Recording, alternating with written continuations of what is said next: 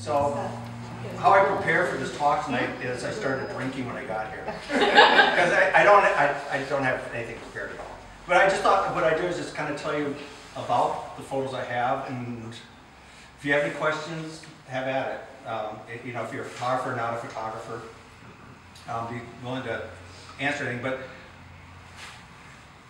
I'll give you kind of an idea of what's happening here. I have black and white photos, infrared photos, regular color photos, and HDR photos, which are high dynamic range photos. And you probably don't know what infrared or HDR photos are, but I'll give you examples of that. A regular color photo is like this photo over here of this Queen Anne lace. That's just a straight photograph. So I just shot that as slightly out of focus, as a focus right in front, and that was my idea, is you know, to give the feel of the Queen Anne's lace. That's a straight color photo. No manipulation, that's exactly what it looked like. Focus, you know, slightly out of focus. I have a question. I mean, I looked at that and I said, where did you get the green background for it? You want to know the truth? This is really good. Okay, so I wanted this to look like it was out in the field or wherever, you know, where they grow. Because it's kind of that color. But then, because I messed around with it for a couple of days, and so I shot, you know, where they're located, and I didn't like, you know, seeing the branches and all this stuff. So I took it home, took that one home, and put it in a vase of water, and then went to the store. I went to the photo shop, and I said, I'd like to have some of your colored papers, and you know, they put in there, you know, those little crunchy tissue things. Yeah, tissues. So I took that, and I put it behind it, and I photographed it out. Oh, it's matching the color. The green one matched color. I tried different colors. So then I took it and crumbled it, and opened it back up, and I just pasted it on the side of my house. And then I held this. I had my camera, and it's still simple. I held it up like this, and I shot like this. Boom, boom, boom, boom. That's how I got that.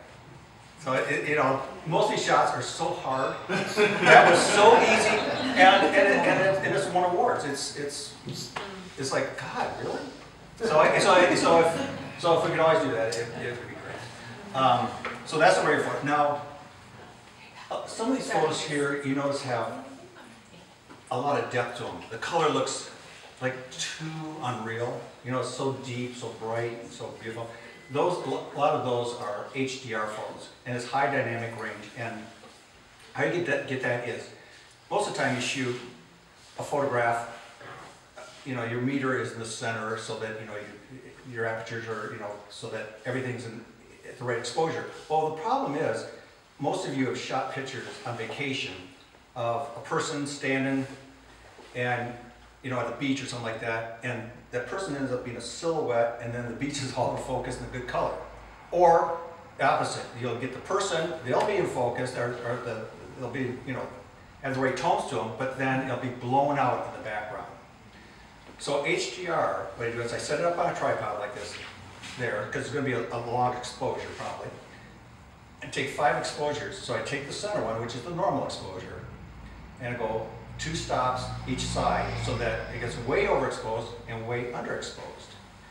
Then take those and bring them into Photoshop, and I can sandwich them together and then start working with the colors at that point. So you get the depth, you get all of the shadow area, all the highlight area, and it gives, it's pretty neat because you can look into the shadows and you can see everything. You look into the highlights and everything's there. And you can't do that with a normal shot. So that's how a lot of us have that feel to it.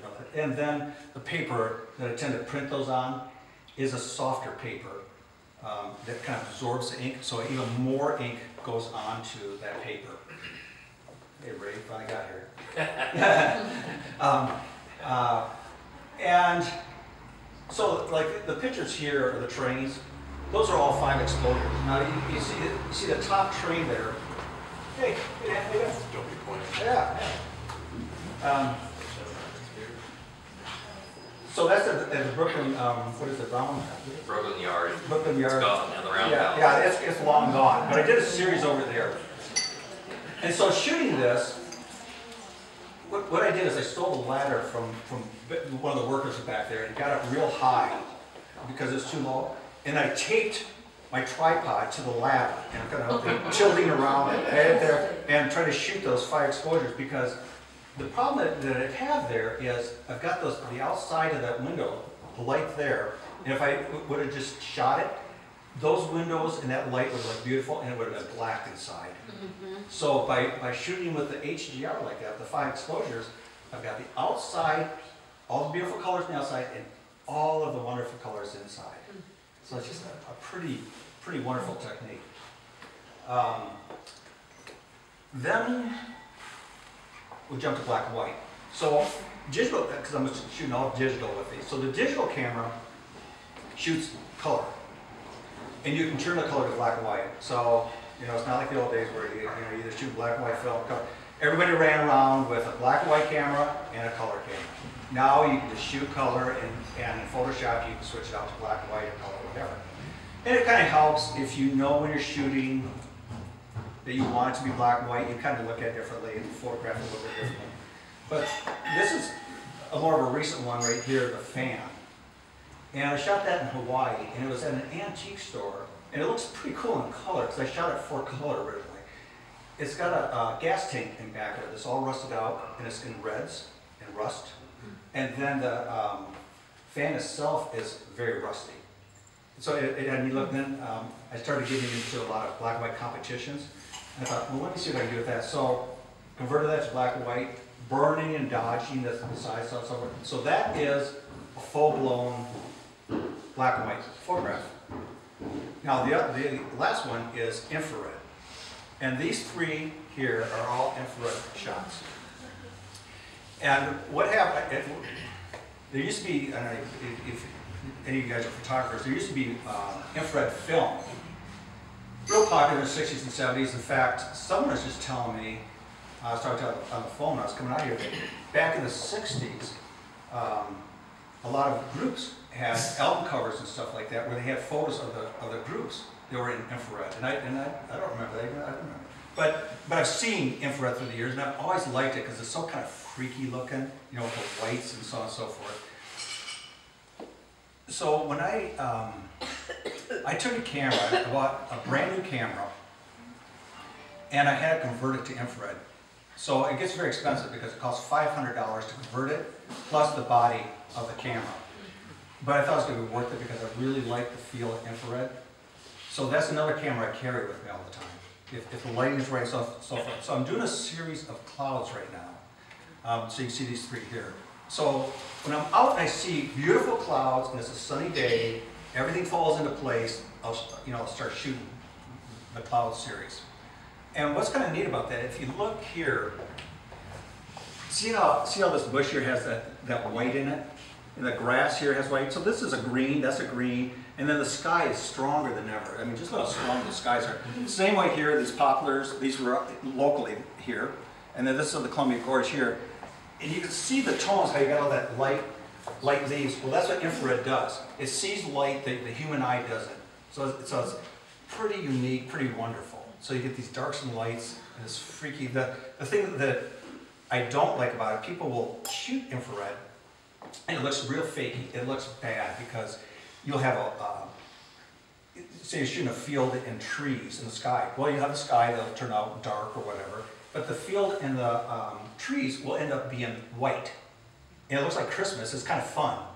It's fun for about the first 5 pictures, and then after that, it looks horrible. It's like, oh, there's no infrared. So it's real tricky to get that to look like a black and white. It's kind of my goal, is make it look like a black and white where people go, is that an infrared or not? People didn't know. So I work hard at burning, dodging, taking the right exposures.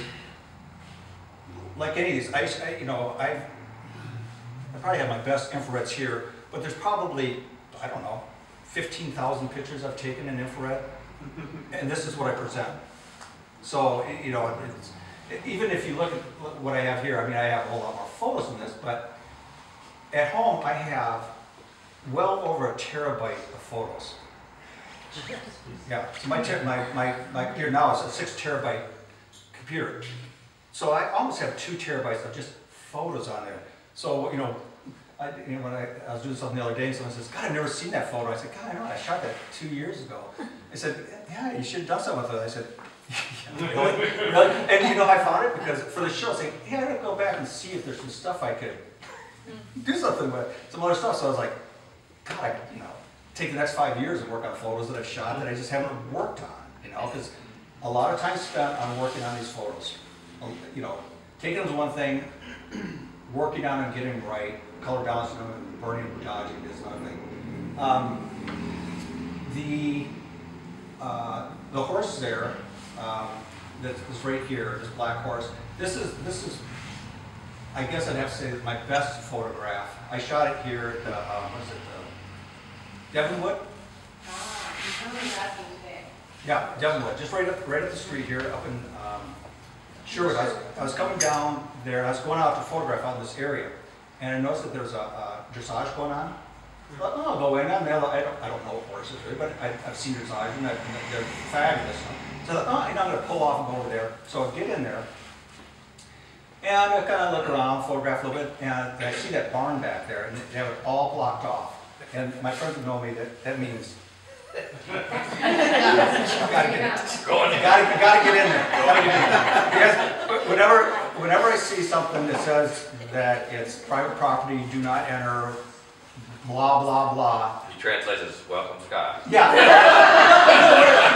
You know what's amazing? When I look at it saying we're hiding something really great back here. For real. It's like no one's seen this because we all see all this other stuff, but they've got to have something really good back there. So, I've got a million stories of bad things happening from being on people's properties and so on and so forth. So that's what happened there. That's one of the stories. So I go in there, and I'm kind of looking through the stables, and they are beautiful stables. Have you been there? I mean, they're just, they got wood floors, they got heating. I mean, it's just big boy stuff.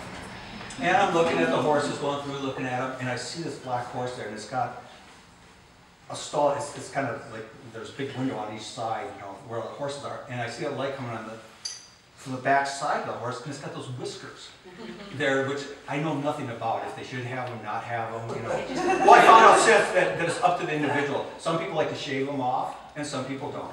But a lot of times for dressage and stuff, they like to have it shaved so it looks pretty.